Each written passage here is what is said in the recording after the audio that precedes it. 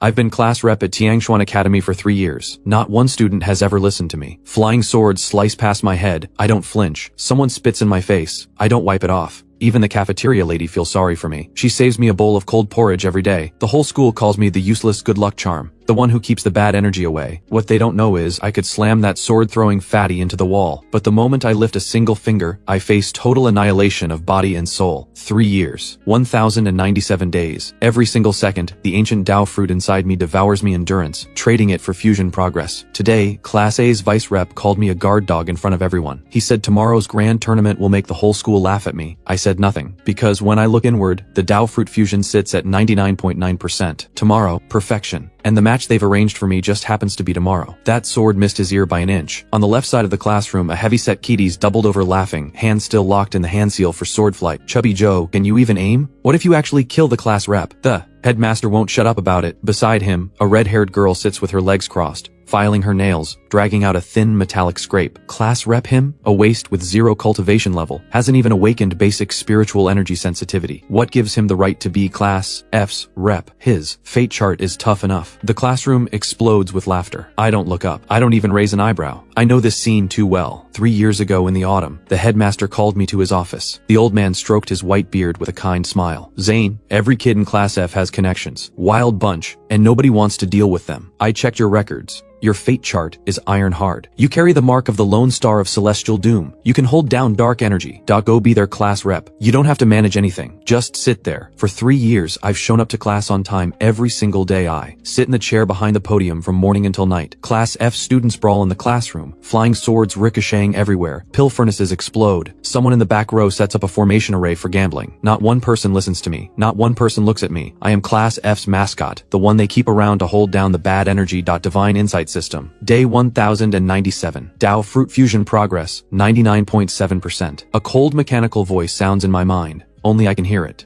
3 years ago, on my very first day sitting behind this podium, the system activated. No warning, no explanation. Just a line of ice blue text surfacing in the depths of my mind. Player soul compatibility confirmed. Divine insight system binding. Binding complete. Dao Fruit fusion initiated. Fusion method. Seated meditation and silent enlightenment. Warning. During fusion, the player must not actively release any power. Failure to comply will cause Dao Fruit collapse and total annihilation of body and soul. Those words hung like a blade over my head for 3 years. It's not that I don't want to fight back. It's not that I don't want to slap Chubby Joe's flying sword away the moment it grazes my scalp. Slam that fatty straight into the wall. I simply cannot. During fusion, my body is a sealed vessel. Any power I deliberately release will detonate the ancient heavenly power churning inside it. So I can only sit here, like a mud statue, like a guard dog, like everyone's useless mascot. Hey, Zane! A sharp voice cuts through my thoughts. At the classroom door, a boy in a Class A uniform leans against the doorframe, a sneer curling his lips. I slowly lift my gaze. I know him. Quinn. Class A's vice rep. Core bloodline of the Qin family. Early phase. Nascent soul cultivation. Top 20 in all of Tiangshuan Academy. Behind him trail 3 or 4 Class F students, every one of them looking down their noses. Tomorrow is the grand tournament. Quinn strolls into the classroom, eyes sweeping across Class F's troublemakers. His smirk widens. I'm here with a message from our class rep Luchin. If Class F is smart, just forfeit tomorrow. Save yourselves the embarrassment of getting on that stage. The classroom goes dead silent. Class F students may be unruly, but in front of Class A, their confidence drains fast. Chubby Joe pulls back his flying sword. The red-haired girl stops filing her nails. The gamblers in the back row quietly fold away their array discs. What's wrong? Everyone go mute, he laughs. Class F really is Class F pack of losers, not a fighter among you. Oh right, and then there's you, Zane. Quinn steps up to the podium and looks down at me. I heard you've been sitting in that spot for 3 years. 3 years. An ordinary person with 0 cultivation sitting at the podium of a cultivation academy as class rep. Don't you find that pathetic? I look at him. I say nothing. Dao Fruit fusion 99.8%. Our class rep said that tomorrow he'll come to Class F's arena in person. Not to compete, to show the whole school exactly what Class F's rep's worth. Less than a guard dog. My pupils tighten slightly. Guard dog. Those 2 words hit like a needle, driving straight into a corner of my chest that's been buried for 3 years. But my face doesn't change. It just slowly lower my eyelids and rest my chin back on my arms. You've said your piece. Get out. See you tomorrow. My voice is quiet, barely above a murmur. Quinn blinks. He clearly didn't expect me to be this calm. He scoffs, turns and leads his group out. The classroom erupts again. No way! Class A is way too cocky. Cocky? They've earned it. Lucian is late phase nascent soul. Our best guy, Chubby Joe, is only foundation building grand perfection. Whatever, it's not like Class F's ever won anyway. Zane, you seriously have no reaction to that? The red-haired girl shouts at me. They just insulted you to your face. I don't answer. I close my eyes. Dao Fruit fusion, 99.9%. Deep within my spiritual sea, in a vast and churning void, a fruit radiating dark golden light slowly rotates. Its surface is carved with dense, intricate patterns, each one holding enough power to unmake heaven and earth. 3 years, 1,097 days. I have sat behind this podium for 1,097 days. 1,097 days. Every day, that ancient supreme fruit fuses deeper with my soul. Just one last step, I tell myself. Tomorrow is tomorrow. When the end of day bell rings, Class F scatters like startled birds. Nobody says goodbye. Nobody looks back. The room empties fast. Only I remain, sitting behind the podium. Sunset pours through the window sand, stretches my shadow long. I stand, roll my stiff neck, and walk to the window. I watch the students on the courtyard below, full of energy and ambition. Smile barely flickers across my lips. Lucian, I whisper the name. Late phase nascent soul. Dao Fruit fusion, 99.9%. Final fusion estimated to complete by noon tomorrow. I turn and leave the classroom. My footsteps echo down the empty corridor. I walk slowly, steadily, as if measuring every inch of ground beneath me. 3 years of silence. It's time for it to end. By the time I get back to the dorm, the sky is completely dark. Class F's dorms sit in the far western corner of the academy. Edenji 3-story building, paint peeling, spiritual energy thin. Even the light formation arrays in the hallway are broken, flickering on and off like something out of a horror film. The entire building is mine alone. The reason is simple. Class F students may be academic disasters, but their family shave money. Chubby Joe lives in a private spirit manor outside the academy. The red-haired girl, Yara, has rented an entire floor of an inn in the city. The rest of the gamblers barely show up at all. Only I, no family background, no cultivation, no spirit stones, 000 class rep, actually live in the room the academy assigned me. I push the door open. The room is small, a wooden bed, a desk, a wardrobe. On the desk sits a bowl of cold grain porridge and 2 steamed buns, the cafeteria lady's doing, leaving them for me every day out of pity. I sit on the edge of the bed and lift the bowl for a sip. Cold. I don't care. Every meal I've eaten for 3 years has been cold, because I'm always the last one to leave the classroom. Dao Fruit fusion, 99.9%. Estimated time remaining approximately 12 hours. The system chime sounds right on schedule. I set down the bowl, cross my legs on the bed, and close my eyes. The final night. My consciousness sinks deep into the churning void inside my mind. The dark golden Dao fruit floats at the center, more than 10 times larger than when I first saw IT 3 years ago. Every pattern on its surface now blazes with light. Each lina radiates a searing glow, like a sun on the verge of waking. My soul drifts quietly across from it. 3 years of fusion, I can already feel the power sealed inside. It is something beyond anything I've ever known. Not spiritual energy, not spiritual power, not the divine sense that nascent soul cultivators are so proud of. It is the Tao, pure, supreme, belonging to heaven and earth itself. During gaps in the fusion, I once caught a glimpse of the Dao Fruitowner's fragmented memories. A man in dark imperial robes, standing above the 9 heavens looking down upon all realms. One glance and stars collapse. One breath and time stops. Lord of all realms. And this Dao fruit, forged before heaven and earth fell, the ultimate treasure of a lifetime's cultivation, drifting across countless ages before finally landing in my soul. The system says that when fusion is complete, I will inherit the complete power of heaven and earth. All of it. I feel no excitement, no wild joy. 3 years of sitting in stillness have already worn away every excess emotion. My mindset now is like someone who served 3 years in prison, hearing the release notice and feeling nothing but strange calm. What's coming will come. Why rush? The next morning, the grand tournament arena is set up in the central plaza. The massive stone platform spans half an acre. Protection formation arrays are carved into every edge. The stands around the plaza are already packed. From Class E, all the way down to Class F. All 6 classes, students and masters together. I arrive last, as always, in my faded Class F uniform, hands in my pockets, strolling in without a care. Every eye snaps toward me. Mockery, pity, curiosity, indifference. Class F's useless rep is here, hasn't trained a single day in 3 years. What's he doing at the grand tournament? Watching? I heard Lucian from Class A specifically called him out. Tisk, that's just cruel. I tune it all out and walk straight to the Class F section. Chubby Joe, Yara, and the other Class F members are already there. When they see me coming, their expressions are hard to read. Not welcoming, not hostile. More like, why are you here? Yara actually calls my name, Rare. Her red hair drifts in the morning breeze. Zane, maybe sit this one out. Lucian, that guy doesn't hold back. What if she doesn't finish? She doesn't have to. I drop into the last row of the Class F section, same posture as always, chin resting on my folded arms, eyelids half drooping. If I'm up, I say. Yara frowns but drops it. The grand tournament runs by tradition, starting with Class F climbing upward, Class F versus Class E, then the winner faces Class D, and so on. The bracket itself is designed to humiliate. Class Phi's always eliminated first. Every year. First match, Class F versus Class E. Chubby Joe, Class F strongest, takes the stage first. His opponent is a tall, lanky Class E student, mid-phase foundation building. The fight is unimpressive. Chubby Joe may be foundation building grand perfection, but his combat experience is terrible. He gets spun in circles by the lanky kid's footwork, and barely scrapes out a win by brute forcing his spiritual energy. Class F gives a scattered, half-hearted cheer. The next few rounds go badly, more losses than wins. The score barely ties with Class E going into the final deciding match. Who from Class F hasn't fought yet? The referee master scans the list, eyes landing on the last name. Zane. The whole arena goes quiet for a second, then laughter breaks out. Zane? That waste? Class F really has nobody left. What's even the point? Class E wins. I open my eyes. Dao Fruit fusion, 100%. Ding. In that instant, something rises in my mind. A clear, resonant tone unlike anything before. Like a distant ancient bell struck hard, dark, golden light exploding through the depths of my consciousness. Every pattern on the Dao Fruit shatters at once. Limitless power surges like a broken dam, flooding into my soul, my meridians, every last cell. Congratulations, player. Dao Fruit fusion complete. Player's current realm, mortal, unawakened, heavenly perfection. Warning. To prevent power leakage from destabilizing this realm, the system has automatically activated aura suppression mode. The player's outward aura will remain at mortal level. I slowly rise to my feet, unhurried, same as always. No howling wind, no signs from the heavens, no blinding golden light. I'm still the same lean kid in a faded uniform. Face blank, expression flat, but only I know that the power now flowing through me is enough to erase this entire academy, along with every inch of land beneath my feet. I walk toward the arena. My pace is steady, not rushed. The laughter from the stands keeps going. Across the arena stands Class E's last fighter, a built guy, thick beard, looks twice my size. You sure about this? I hit pretty hard. The bearded man almost looks reluctant. I look at him. 2 seconds of silence. Then I raise my right hand and wave it casually in his direction, like shooing a fly. No spiritual light, no hand seal. None of the flashy effects you'd expect from a cultivator duel. My palm doesn't even make contact with the man, but the man flies. More precisely, the stone slab beneath his feet cracks first. Then an invisible force, like a giant unseen hand, lightly taps his chest and launches him clean off the arena.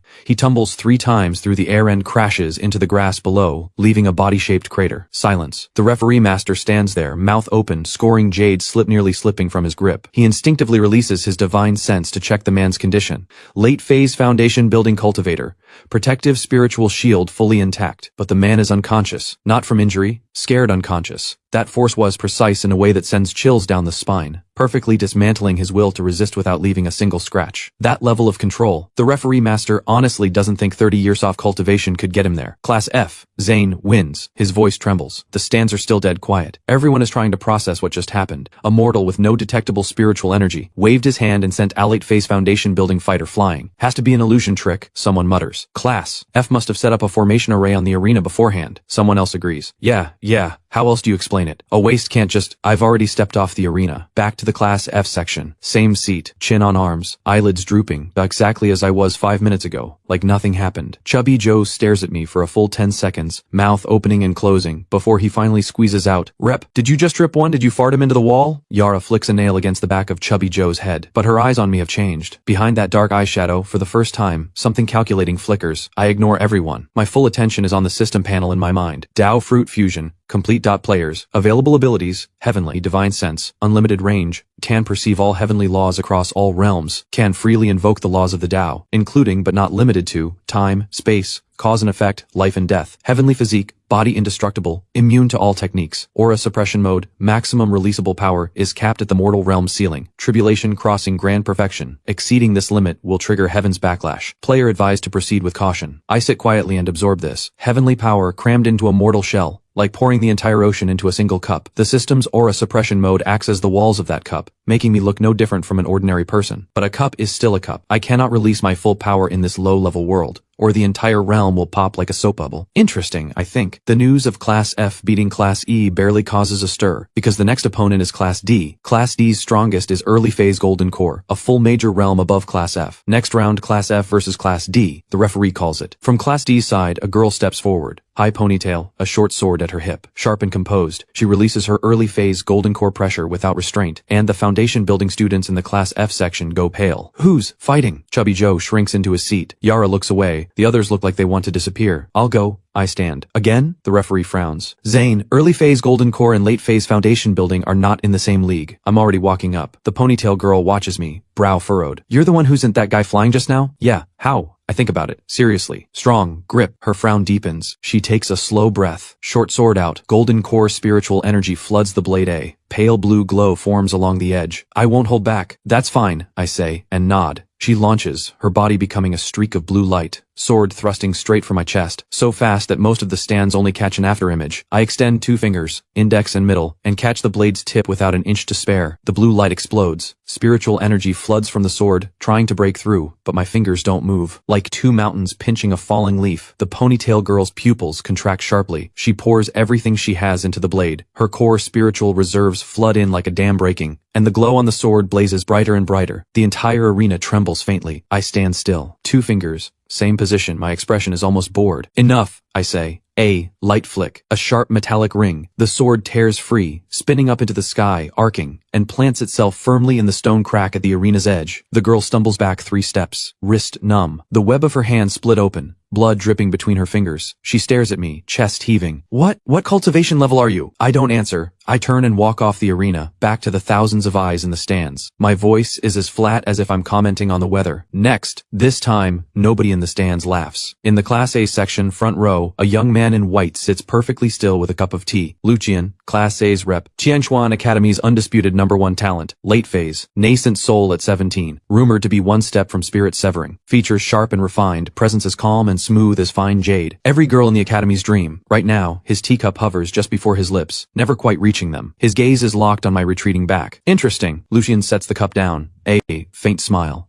Behind him, Quinn's face is iron stiff. Not a word. Looks like tomorrow's match will be more entertaining than I expected. Lucian picks up his cup again and blows gently across the surface. Class F still has Class C and Class B ahead. Let them help me test what this stone is made of. 3 years of hiding the blade, 1 strike, and the world hears it. Zane, you hid well. Class C's headmaster is Master Zheng, a dry, wiry old man who always keeps his eyes half shut, like he's sizing everyone up. When news of Class F beating Class D reaches the Class C section, Master Zheng is cracking peanuts, the sound cutting through the silence of the stands. The early phase golden core girl had her sword flicked away by 2 fingers. Master Zheng pops a peanut into his mouth, chews twice. What's Zane's background? Pull the file. A boy beside him with glasses flips through a jade slip, speaking fast. Zane, orphan, no clan affiliation. Assigned to Class F as rep by the headmaster 3 years ago. Registered cultivation at enrollment, none. All assessments in 3 years. Absent taught spiritual root test. No spiritual root detected. No spiritual root. Master Zheng stops chewing. Someone with no spiritual root catching a golden core cultivator's full force sword strike with 2 fingers. That alone violates the basic rules of the cultivation world. Either the records are wrong, or this person has no bottom. Who goes up? Master Zheng asks. Master, I will. A broad young man rises from his seat, uniform straining over packed muscle, a black serpent dragon tattooed along his neck. Class C's top fighter, golden core grand perfection. They call him the Iron Tower. Rex Liu. Master Zheng glances at him and shakes his head. You're not enough. A flash of indignation crosses Rex's face, but he doesn't argue. Master Zheng's authority in Class C is absolute. If he says not enough, that's final. All of you, go. Master Zheng pulls out another peanut. Tournament rules don't ban a rotation attack. Wear him down with the lower-ranked fighters first. Then you go last. I want to see how many rounds this mortal can take. Class C versus Class F. First match. Begin. The word barely leaves the referee's mouth when Class C's first fighter charges up. Late phase foundation building. Speed type sword cultivator. Fast and ruthless. Sword light pours down like a downpour. I step left. Every strike clips past my right side,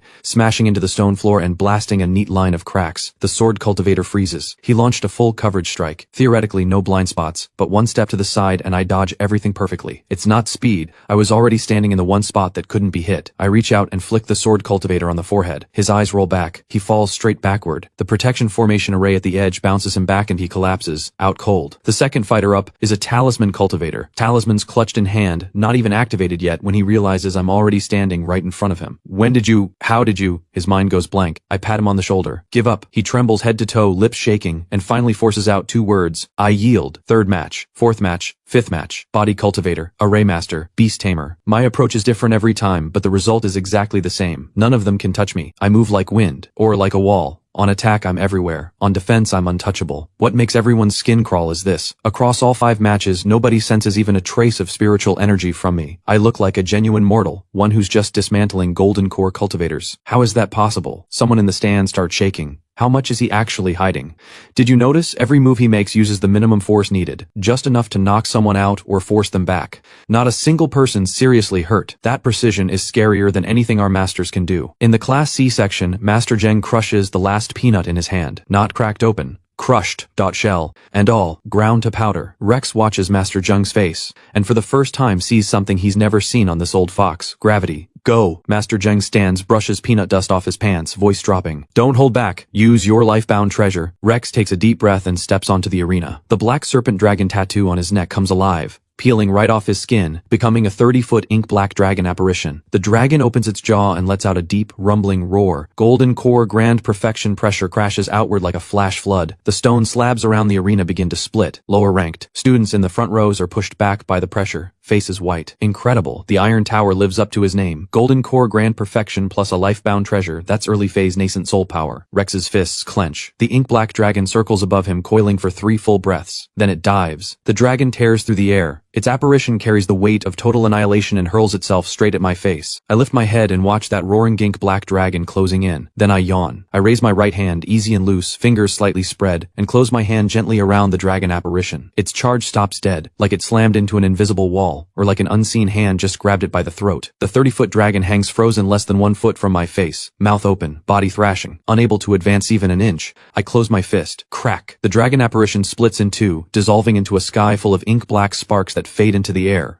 Rex spits blood and staggers back. His life-bound treasure is destroyed. The backlash surges into his golden core like a flood, and a hairline crack appears on its surface. You! Rex's eyes go wide, face frozen in disbelief. I pull back my hand and look at my palm. I frown slightly. Too much force. I walk over to Rex, reach into my sleeve, and pull out a pill. Something the cafeteria lady gave me last week for indigestion. I look at it. Put it back. Your golden core is cracked. Get to a master now. I turn and walk off the arena. The Class C section is completely silent. Master Zheng stands exactly where he was, hands still in the peanut holding position, but his hand is empty. He stares at my back, the wrinkles on his thin face bunched tight. This kid, he murmurs. What on earth is he? The Class F section explodes. Chubby Joe leaps to his feet, every bit of him shaking like a wave. Rep, he crushed the Iron Tower's life-bound treasure. Crushed it with one hand. Calm down. Yara grabs Chubby Joe's shoulder, but her own hand is trembling too. Was he this strong 3 years ago, or has he been cultivating this whole time? How would I know? Ask him. Both of them turn to look at me at the same time. Already back in my seat. Chin on arms. Eyelids half closed. Same as before. The only difference is that a cup of hot tea has appeared beside me at some point. Poured by Yara. Over in the Class B section, the atmosphere is just a Chevy. Class F is our next opponent. Class B's rep, Stone, stands at the edge of the stands, arms crossed, eyes dark and fixed on the arena. Everyone, full combat readiness. Bring your best treasures. Really, Stone? Against Class F? Someone questions. Stone doesn't turn around. You think that guy still looks like Class F? Nobody speaks after that. Meanwhile, in the front row of the Class A section, Lucian refills his teacup. Class C couldn't hold either. Quinn's voice comes. Lucian says nothing, just gently stirs the tea leaves with the lid. His eyes are bright like a hunter who's just spotted prey he's never seen before. Stone is a smart man. From the moment Rex had his life-bound treasure crushed by one hand, Stone abandons the idea of a head-on fight.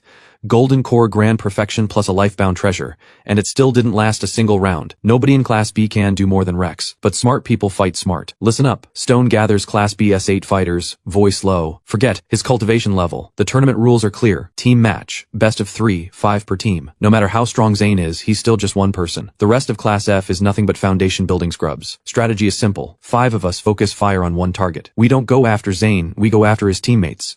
Take them out before Zane can move. And even if he's invincible, it becomes 1 against 5. He can't win best of 3 alone. The Class B fighters exchange glances, eyes lighting up. Brilliant, Stone. No matter how strong he is, he can't fight for 4 dead weights. Stone smirks. Class F barely scraping together 5 people is already a stretch. That Chubby Joe is foundation building grand perfection, but he's already fought several rounds. Spiritual energy more than half gone. The red-haired girl, Yara, is mid-phase foundation building, weaponsmith background, close combat value. 0. The rest haven't even hit foundation building yet. I'm giving you 10 seconds to wipe out his teammates. Then all 5 of us surround Zane and stall. He can't kill 5 people on an arena. Killing is banned at the tournament. The harder he hits, the more points he loses. Team match Class F versus Class B. 5 per side. When the referee announces the rules, the Class F section goes briefly quiet. I look around. Chubby Joe is slumped in his chair, breathing hard. Those last few matches drained him. Yara leans on the railing, filing her nails. Looks calm on the surface, but the file's moving twice as fast as usual. The 3 gamblers in the back row look at each other. One of them is already packing up, ready to bolt. Joe, Yara, I point at 2 of the 3 gamblers in the back. You two, with me. One of them, a scrawny, sharp-faced kid, points at himself. Rep, I'm barely early phase foundation building. Class B's weakest fighter is foundation building grand perfection. Just go up. Everything else, leave it to me, I say. The scrawny kid tries to argue more, but his classmate grabs his arm. The classmate gives a nod that says everything. Didn't you just watch those last few matches? Just follow this guy and it'll be fine. The 5 of us walk up. Across from us, Stone leads Class B's 4 lights into position. All 5 of them. Golden core realm locked into a tight wedge formation, spiritual light weaving between them, aura razor sharp. Stone takes the rear hands clasped behind his back, the confident smiley of someone with a plan. The referee raises the flag. Begin. The instant the flag drops, all 5 Class B fighters move, but their target isn't me. The point of the wedge drives straight into Class F's left flank, where the scrawny, sharp-faced kite and the other gambler stand. Early phase foundation building fighters, paper targets in front of 5 golden core cultivators. Stone's strategy executes perfectly. 5 streaks of golden light crash forward like thunder, locked on target, perfectly coordinated, from launch to near impact, under 2 seconds. Then they hit something. Not brute strength, it's me. No one can track how I moved. 1 second I'm standing in the center of our formation. The next I'm in front of the scrawny kid and the gambler. Hands in my pockets. Expression flat. All 5 golden streaks slam into me at once. Boom. Spiritual energy blast tears off the stone railings at the arena's edge. Protection arrays strobe wildly. Through the smoke and dust, the 5 Class B fighters step back, eyes locked on the blast center. The dust clears. I'm still standing. A few streaks of ash on my uniform. Nothing else. Not a scratch. I look down at the ash on my uniform and frown. I brush it off with my hand. This uniform is 3 years old. I look up at the 5 Class B fighters staring back at me in total shock. There's a thread of genuine irritation in my voice. You're paying for this. Stone's pupils contract sharply. 5 golden core cultivators, combined attack, couldn't even damage my uniform. This is beyond what golden core can explain. Nascent soul? No. Even late-phase nascent soul might not tank that strike this effortlessly. Scatter, buy time, Stone barks. All 5 Class B fighters launch in 5 different directions, trying to open up space. Stone's strategy shifts instantly to Plan 2. If wiping out Class F's teammates isn't possible, then scatter. Use the team match time limit to run the clock out. If no winner is decided in 20 minutes, it's a draw. I watch the 5 Class B fighters scatter in every direction. 1 second of silence. Then I raise my right hand, 5 fingers extended, and flick. 5 invisible forces launch simultaneously, hitting 5 separate targets moving at full speed in 5 different directions. 5 muffled impacts detonate at almost the same instant. Stone feels like a horse-drawn cart just ran through his chest head-on. He goes flying, crashes hard into the protection formation's barrier O-flight, and drops to the ground. He struggles to push himself up, mouth full of blood, vision blurring, and sees his other 4 teammates already strewn across the arena in every direction, all down. From start to finish, under 10 seconds, Stone lies flat on his back staring up at the open blue sky above. It suddenly hits him. All those tactics he'd planned were like ants debating how to trip up an elephant. Class F wins. The referee's voice trembles. The stands have gone beyond silent. It's suffocating. Thousands of students and dozens of masters fall into a shared panic that breaks every framework they know. Class F's useless rep who warmed the bench for 3 years, alone, has taken down Class E, Class D, Class C, and Class B's full rosters. From start to finish, not unrecognizable technique used, not one detectable spiritual energy wave released. I'm like a glitch, an unreasonable rule-breaking glitch in the entire cultivation world. And, next, the referee swallows hard and reads the last line like a machine. Class F versus Class A. Every eye in the plaza turns to the Class A section at once. Lucian sets his teacup down and rises, unhurried, white robes like snow, hair to his shoulders. His late-phase nascent soul pressure rolls outward, quiet, like a spring breeze, nothing like the aggressive displays from the fighters before him. Lucian's presence is steady and contained, still waters, unfathomably deep. He walks toward the arena, unhurried, a faint smile on his lips. Passing the Class F section, he pauses. Zane. Lucian turns his head, eyes level with mine as I sit in the stands. His tone is easy, like greeting an old friend. 3 years. I've finally been waiting long enough. I lift my gaze. Our eyes meet in the air between us. The noise around us seems to pull back like a tide. You know me? I ask. Lucian smiles. No answer. He turns and walks to the arena. I stare at his back, and something almost too small to notice shifts in my brow. Ding. System alert. Special target detected. Lucian non-native. Power residue detected within his body. Player advised to remain alert. Non-native power? My expression shifts. Barely. I rise slowly. For the first time in 3 years, my walk toward the arena is not a casual stroll. Interesting. The wind on the arena changes. Not natural wind. The kind that forms when 2 completely different forces collide, pressing against each other. Lucian stands on the north side of the arena, white robes snapping. His late-phase nascent soul pressure radiates outward like a tide, sending stone fragments skimming along the arena floor. I stand on the south side, hands in my pockets. Same faded old uniform. Loose threads at the cuffs drifting in the wind. 3 zhang apart. The stands are completely silent. Thousands of eyes locked on the arena, even breathing deliberately held back. 4 rounds of total domination have already shattered everyone's understanding of what's possible. And now standing across from mice, the strongest student Qiangshuan Academy has produced in 300 years. Begin. The referee raises the flag, voice tight. Flag drops. Lucian doesn't move. Neither do I. 3 seconds. 5. 10, 2 statues. In the stands, some people start to fidget, but more hold their breath. They can feel the air on the arena growing thick, like something invisible is building, swelling, about to break. Lucian speaks first. I've been watching you for 3 years. From the very first day you sat behind that podium. His voice is calm, like stating a fact. 3 years ago, you had no cultivation aura at all, but your soul frequency was unlike anyone else in this world. How do I describe it? Like stuffing a sun into a ball of mud. Did you really think the mud could hide the light? I don't respond, but my frown deepens. Soul frequency isn't a concept from Tianshuan Academy's cultivation system. Cultivators in this low-level realm can barely explain what a soul is, let alone precisely sense its vibration, unless Lucian's knowledge comes from somewhere far above this world. What are you? I ask. Lucian extends his right hand, fingers spread wide. A point of dark red light appears at the center of his palm. The quality of that light is unlike anything in this world, unlike any spiritual energy here. Murky, hungry, carrying a rotting stench that turns the stomach, like pus seeping from the belly of an ancient corpse. Me? Lucian's smile is impossibly gentle. I'm here for a meal. The dark red light explodes. A devouring force tears open from Lucian's palm, like a bottomless void, greedily consuming every trace of spiritual energy within a vast radius. The protection formation on the arena fails first. The formation arrays are torn from the ground by the roots, streaming as light into the dark red vortex. Students in the front rows cry out and clutch their chests. The spiritual energy inside them is being forcibly drained, flowing through unseen channels toward the arena's center. Lucian, what are you doing? The referee shouts and launches forward, trying to reach the arena. A dark red barrier of light rises from the arena's edge, sealing the entire arena off from the outside world. The referee slams headfirst into the barrier and flies back dozens of feet. My apologies. Lucian from behind the barrier gives the referee a slight bow, as graceful as a guest excusing himself from a dance. Please wait outside. I'll be done eating shortly. Inside the barrier, the dark red vortex spins faster and faster. Lucian's body begins to change. Black patterns rise beneath his skin, like parasites writhing through his veins. His pupils stretch into vertical slits. Dark red light bleeds from his eyes. I've been feeding this body for 17 years. Lucian, or rather the thing living inside Lucian, rolls its neck, joints cracking. 17 years eating the spiritual energy of this low-level realm, bland as chewing air, until you arrived. 3 years ago. It fixes those slit pupil eyes on me, burning with hunger. The scent of a Dao fruit, now that is a real meal. It clicks into place for me. This thing is not human. It is an ancient parasite, the kind that burrows into the souls of cultivators from higher realms. It feeds on souls and Dao fruits. Somehow, it ended up stranded in this low-level realm, using Lucian's body as a shell, lying in wait for 17 years. All of it waiting for the Dao fruit inside me to fully ripen and merge, to reach this exact moment. You waited 3 years, I say, no emotion in my voice. 3 years, Lucian beams. For a Dao fruit, I've waited 30,000. The dark red vortex contracts sharply,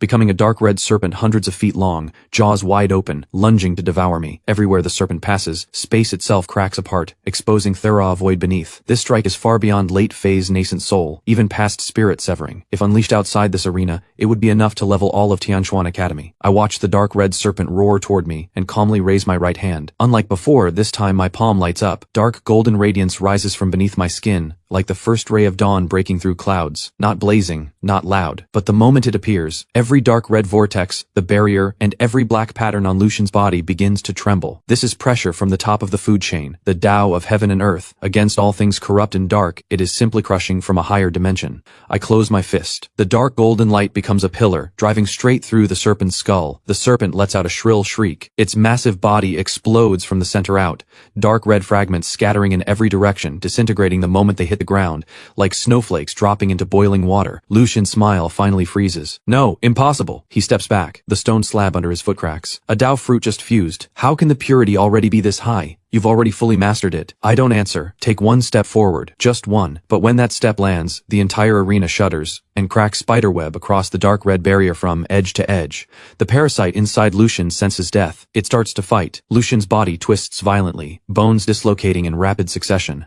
Black patterns tear free from beneath his skin, becoming solid tendrils that lash at me. I move through them, calm, unhurried, until I stand before Lucian. I raise my right hand, palm down. I press it onto the top of his head. Dark golden light pours from my palm and floods into Lucian's body. A shriek tears from his mouth, inhuman, sharp. The black patterns across his skin corrode rapidly under the golden light, evaporating. Gone. 30,000 years or 30 billion. My voice is quiet, but everyone inside and outside that arena hears every word. Some things are not yours to consume. The last black pattern is pulled from Lucian's body by the root and turns to ash in the golden light. Lucian's body goes limp and drops to the ground. His pupils return to normal. His chest rises and falls, faint but steady. He's alive. The parasite inside him has been completely purged. The dark red barrier shatters, dissolving into drifting sparks like fireflies fading in daylight. Sunlight falls across the arena again. I turn and walk off. The plaza, Thousands of people, is so silent you can hear the wind moving through the flagpoles. The referee opens his mouth. His voice comes out rough as sandpaper. Grand tournament. Overall champion. No cheering. No applause. Everyone is still frozen, watching the lean figure in a faded uniform walk back to the Class F stands and sit down, chin resting on his arms. Chubby Joe's lips tremble for a long moment. Whatever he was about to say, he swallows it back down. Yara quietly refills my cup. This time I pick it up and take a sip. Warm. Just right. The day after the grand tournament, I'm called to the headmaster's office. The headmaster lives at the very top of the main peak, in a simple old wooden building. Outside it stands an ancient scholar tree, no one knows how old. Canopy so wide it swallows the building in shadow. When I push the door open, the headmaster is sitting by the window brewing tea. Copper kettle sits on a small fire spirit array, steam curling from the spout. The tea's aroma, clean and slightly bitter, fills the room. His back is to the door, white hair loose, frame hunched, looking no different from the day he called me in 3 years ago. Sit. He doesn't turn around.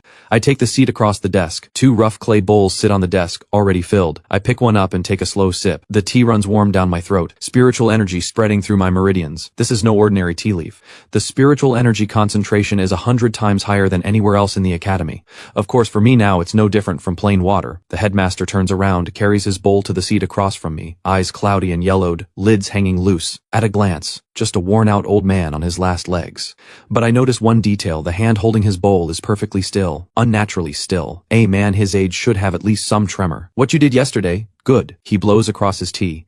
The thing inside Lucian. I've been watching it for 7 years. I set my bowl down. You knew from the start. When it first burrowed into Lucian's body, the kid was only 10. His tone is completely flat, like discussing something that has nothing to do with him. A 10-year-old child suddenly goes from a completely ordinary person to a once-in-10,000 talent, cultivation speed beyond all reason. Did you think that was normal? I'm quiet for a moment. If you knew, why didn't you move? Couldn't. 3 words, no hesitation. The parasite's true form once far exceeded the ceiling of this realm. If I gave everything I had, the most I could do is force it out of Lucian's body. But then what? Without a host to contain it, its true form descends, and all of Tianshuan's land goes with it. The headmaster sets his bowl down and looks straight at me. So, I needed someone who could tear it out by the root, completely destroy it. I lean back. No change in my expression. 3 years ago you put me in Class F. You were placing me right under its watch as bait. Yes. The headmaster finishes the sentence for me, no hesitation. The scent of a Dao fruit is the best lure there is. As long as you sat there, it wouldn't wander. It would wait patiently for your Dao fruit to ripen. And during my Dao fruit fusion, I couldn't use any power. My voice is flat, nothing behind it. What if it moved early? It wouldn't. The headmaster shakes his head with certainty. I've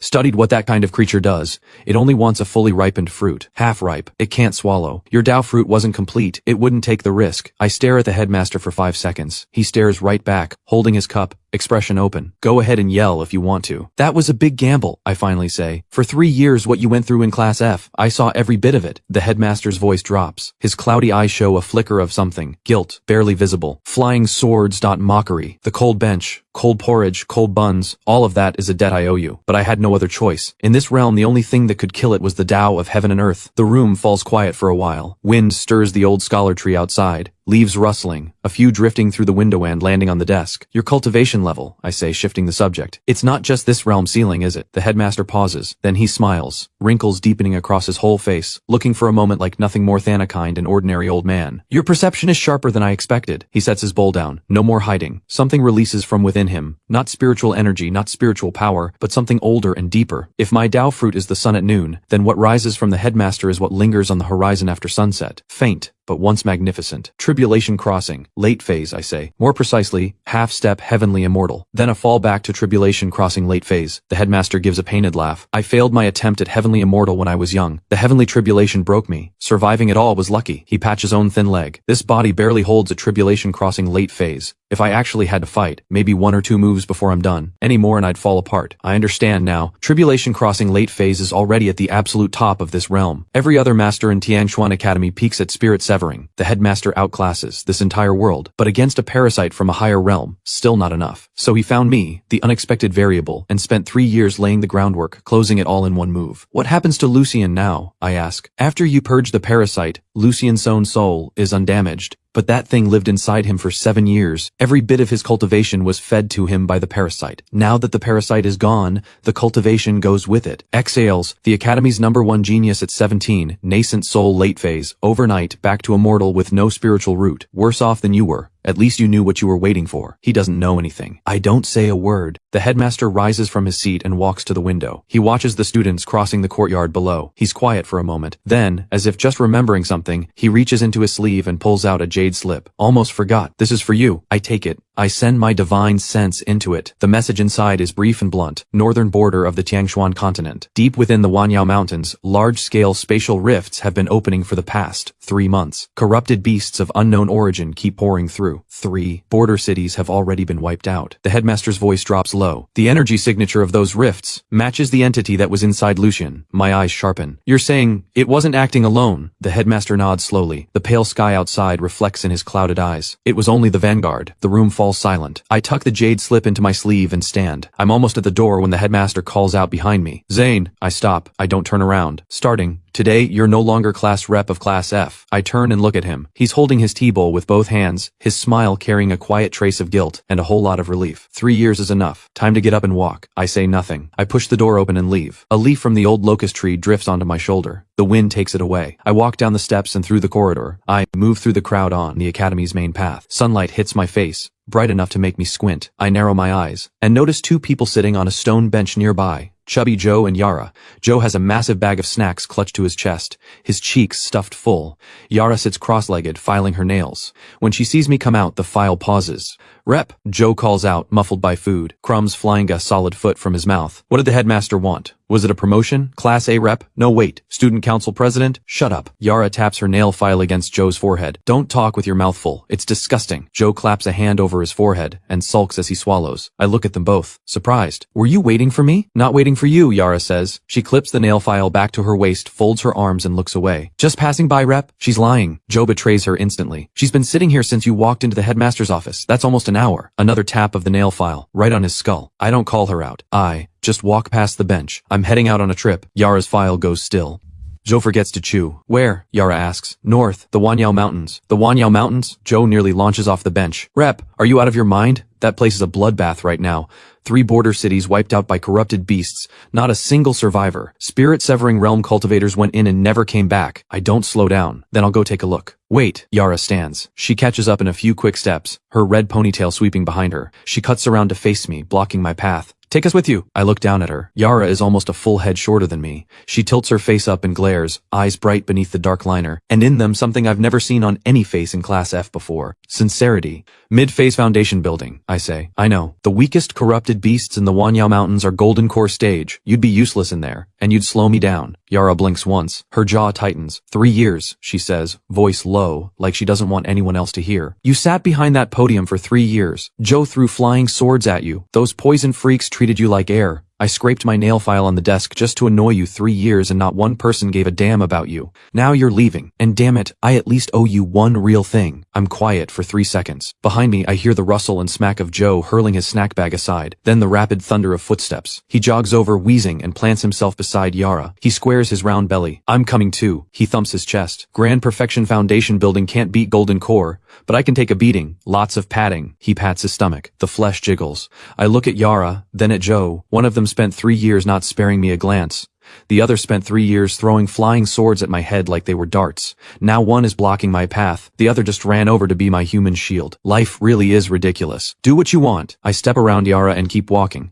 We leave the day after tomorrow. North gate of the academy. Don't be late. I won't wait. Behind me, Joe lets out a cheer. Yara tells him to shut up. 2 days later, the north gate of Tiangshuan Academy. Dawn. Barely. The morning mist hasn't lifted. I stand by the stone lion at the gate, a worn cloth pack on my back, a few changes of clothes and a pile of steamed buns the cafeteria lady forced into my hands. Joe arrives first, wearing a custom-built suit of armor, the plates cobbled together from low-grade defensive artifacts he traded snacks for. It looks like a walking junkyard, but it covers enough ground to wrap every inch of him tight. Rep, he jogs over, the ground faintly trembling with each step. What do you think? Pretty sharp, right? Like a walking tin can, I say. His grin freezes for just a moment, then gets bigger. Tin cans take hits. Yara arrives second. She's changed into a fitted dark red combat suit. At her waist, alongside the nail file, there's a short blade and a stuffed storage pouch. Her red hair is pulled into a sharp high ponytail, exposing the clean lines of her jaw. 37 forging materials, 12 defensive talismans, 6 bottles of spirit recovery pills. Enough for 3 months. She steps up and delivers it like a mission report. I nod. Then I see a third figure A. Tall, thin silhouette steps out of the mist. He's wearing a hospital gown, his face pale to the point of translucence. translucence, each step unsteady, like the ground itself is fighting him. Lucian, what are you doing here? I frown. He stops in front of us and takes a long moment just to catch his breath and hold himself upright. Without the entity staining him, he's wasted away. Sharp cheekbones, sunken eyes. A 17-year-old who looks 30, but his eyes are startlingly clear, the kind of clear the entity never allowed before. That clarity belongs to Lucian alone. The headmaster told me. The spatial rifts up north share the same origin as the entity that was inside me, which means the corrupted beasts coming through those rifts. Some of them might still carry its residual imprint. He lifts his right hand with effort. A faint dark red glow pulses in his palm. Not the entity's power,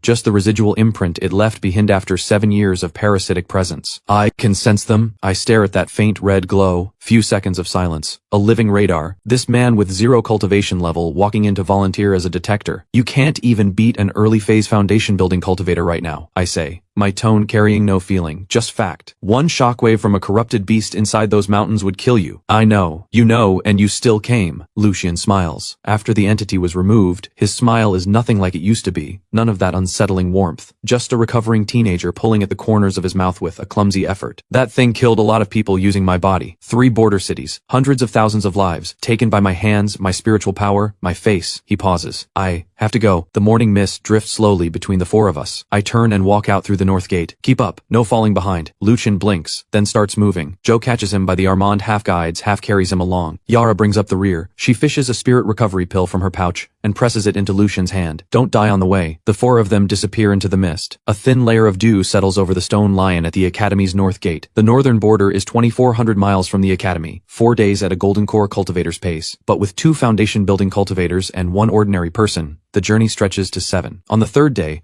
we pass the first destroyed city. Half the wall has collapsed. The gray bricks are covered in charred claw marks. The city gates hang open. The doors splintered to sawdust. Debris litters the ground. The streets inside are empty. Only the wind moves, sweeping dust through the broken walls and rubble, making a sound like a low, hollow wail. Joe stands at the gate. His usual goofy grin is gone. Completely, for the first time, a city of hundreds of thousands. Not one survivor. Yara crouches and examines the claw marks. Her fingers brush the scorched brick and flinch slightly. These marks carry residual energy from at least 7 or 8 different types of corrupted beasts. They attack together. Lucian stands in the middle of the street, eyes closed. The faint, dark red glow in his palm flickers. There's a residual imprint, stronger in that direction. He opens his eyes and points north. I stand at the gap in the wall, my gaze moving past the broken rooftops toward the northern horizon. The outline of the Wanyao Mountains is faintly visible. Above the range, a dark red gash stretches across the clouds, as if something has torn the sky open. Along its edges, tiny dark red sparks keep falling, dropping into the depths of the mountains. My expression settles. The energy density of that rift is at least 100 times stronger than Lucian's residual imprint, the vanguard. The headmaster was right. The entity inside Lucian was only ever a scout, and something far larger is waiting on the other side of that rift. Let's move. I pull my gaze back. My voice is steady. The 4 of us walk through the dead city and press north. The entrance to the Wanyao Mountains is a narrow gorge. Cliff walls tower on both sides, the dark rock blanketed in deep purple moss, giving off a sickly sweet smell of rot. The floor of the gorge is slick, coated in a thick, dark red liquid. Impossible to tell if it's blood or something else. The moment we step inside, the dark red glow in Lucian's palm doubles in intensity. It's everywhere. The density is too high. I can't pinpoint a specific direction. You don't need to. I look up, at the dark red rift cutting across the sky above the gorge. The target is straight ahead. We push about 30 miles into the gorge before the first wave hits. At a bend in the path, black wolf-shaped creatures are crouched in the recesses of the cliff wall. Each one is 3 times the size of a normal spirit wolf. Dark red veins pulse faintly beneath their fur. Their eyes have no pupils, just a churning mass of murky dark red light roiling in their sockets. Golden core mid-phase, 7 of them. Yara's hand goes to the short blade at her waist. Her knuckles go white. Joe swallows hard, shoves Lucian behind him, and raises his fists. The protective light around his armor flares, but compared to the aura of the 7 creatures ahead, it's a matchstick against a bonfire. I walk between the 2 of them. Don't move. I head toward the 7 beasts, same unhurried pace I use in the Academy hallways. The corrupted beasts sense me coming. As one, they drop into a low crouch, low growls rumbling in their throats. The dark red veins surge brighter. The lead beast lunges first. I raise my left hand, palm out. A flash of dark golden light, and the lead beast freezes in midair, like someone hit pause. Golden markings bloom across its body, dense and intricate, spreading along the dark red veins. Everywhere they reach, the dark red light dims, fractures, and evaporates. 3 seconds. The lead beast drops to the ground. Every dark red vein is gone, its clouded eyes clear, restoring the gold pupils that belong to a spirit wolf. It shakes its head slowly, as if waking from a nightmare. Then it sees me. Its golden pupils contract sharply. Its fur stands on end. It lets out a short, sharp whimper, tucks its tail, and scrambles backward, vanishing into a crack in the cliff wall without a trace. The other 6 beasts watch this happen. They go still for half a second. I spread all 5 fingers. 6 threads of dark golden light shoot out at once. All 6 beasts lock up. The dark red veins on their bodies dissolve like frost under a blazing sun, gone completely in moments. The 6 restored spirit wolves huddle together. Overlapping whimpers rise as they scramble over each other, bolting into the forest. Start to finish, under 10 seconds. There, not dead. Joe's eyes go wide. They were ordinary spirit beasts from this mountain range to begin with. I lower my hand. The corrupted energy from the rift eroded their mind sand, turned them into corrupted beasts. Remove the corruption, and they come back. Lucian stares at the direction the wolves disappeared, thoughtful. Same as me. I glance at him and say nothing. The deeper we go, the more frequent the waves become, and the larger the beasts. I lead from the front. Every wave I raise my hand and purify. Mechanical, precise, like a perfectly calibrated purification machine. The dark golden light flares again and again. Wave after wave, corrupted beasts return to themselves and scatter in every direction. But our pace keeps slowing, because of Lucian. The closer we get to the rift, the thicker the corrupted energy in the air. And Lucian's residual imprint acts like a magnet, pulling the surrounding corruption straight into him. His face goes from pale to gray. Blood seeps from the corner of his mouth.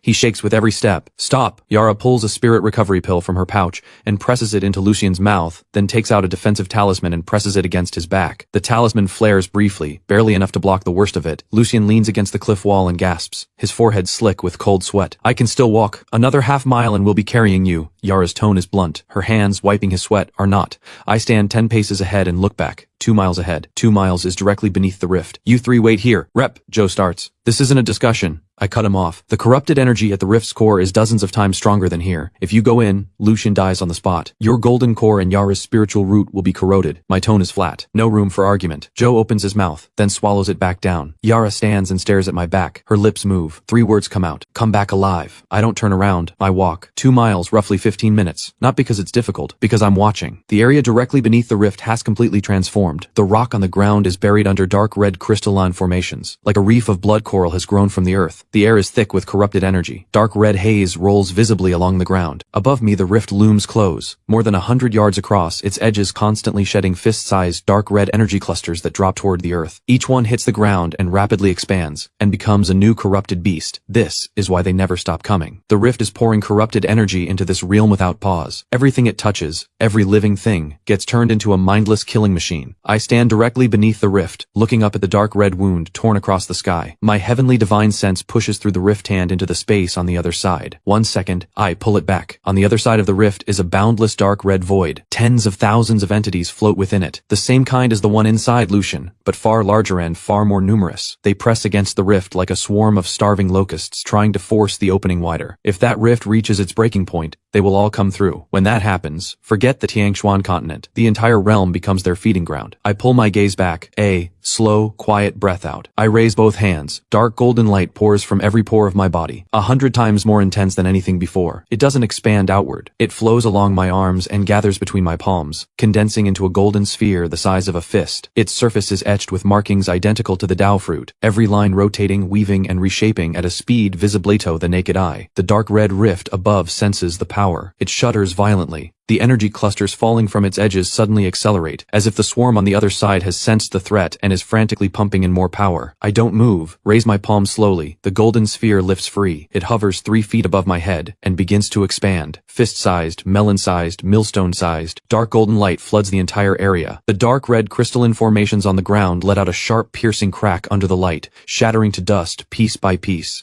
System alert. Player is activating the heavenly law. Severance of cause and effect. Current output is approaching the mortal realm's maximum threshold.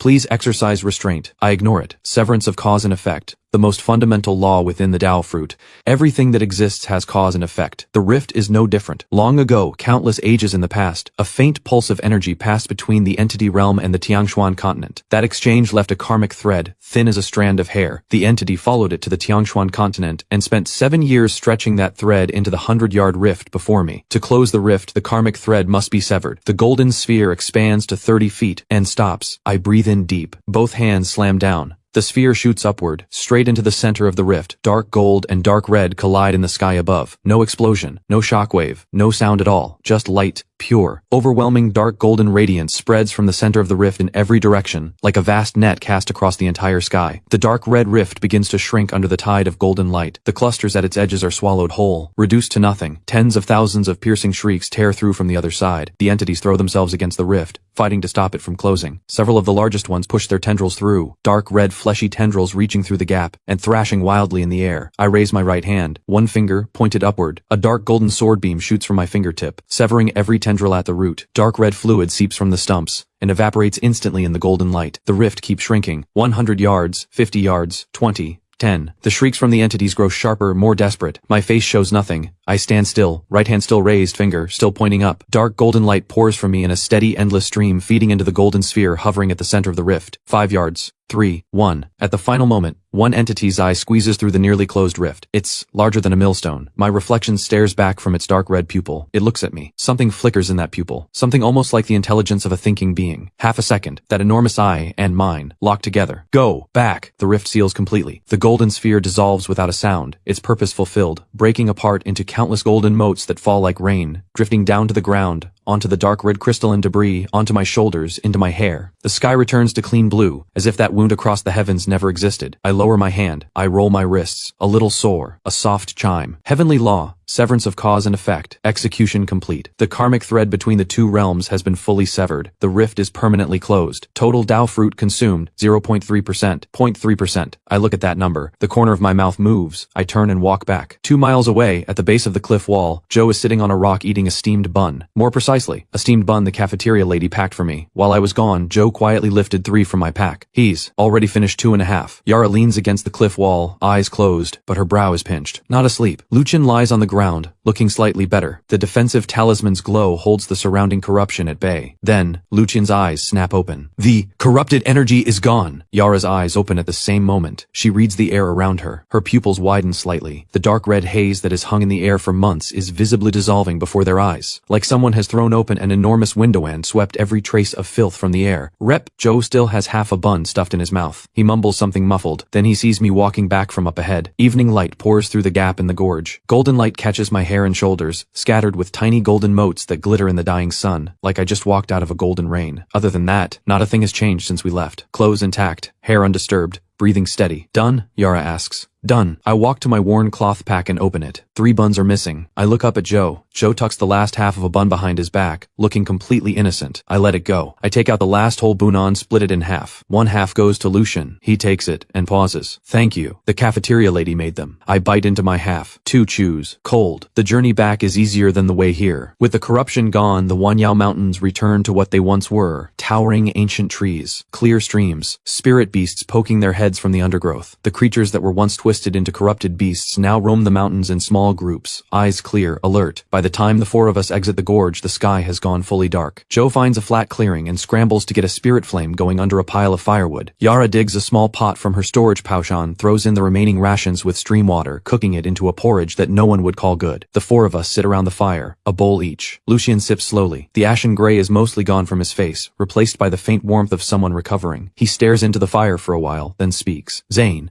what do you plan to do after this? I hold my bowl and think. When I was thrown into Class F 3 years ago, I never thought about after. During the Dao Fruit integration, I couldn't move. Every bit of my focus went into surviving the day. But now, the Dao Fruit integration is complete. The rift is closed. The entity is gone. And I realize, I genuinely have no idea what I want to do next. I don't know. I answer honestly. Go back and keep being class rep, Joe says loudly. His bowl nearly tips over. Didn't the headmaster say you didn't have to anymore? That's definitely just being polite. You're the rep, always have been. Yara rolls her eyes but doesn't argue. you. I finish the last of my porridge and set the bowl down. I lean back and look up. The night sky above the Wanyao Mountains is almost unreasonably clear. The Milky Way stretches from end to end, starlight like scattered diamonds across black velvet. For 3 years, I sat in that classroom every day and never once looked at the sky. Let's head back for now, I say. We'll figure it out. The campfire pops and crackles, sending sparks up into the dark, where they mix with the stars. Joe lets out a full belch, leans back against a rock, and starts snoring. Yara pulls off her jacket and drapes it over Lucian, then wraps her arms around her knees against another rock and closes her eyes. I sit by the fire, hands folded together, chin resting on my arms, the same posture I held behind that podium for 3 years, but this time, my eyes don't close. I watch the fire. I watch the firelight fall across 3 sleeping faces. I look up at the endless river of stars. For 3 years I was a stone idol, motionless, untouchable. Now, finally, I can stand up.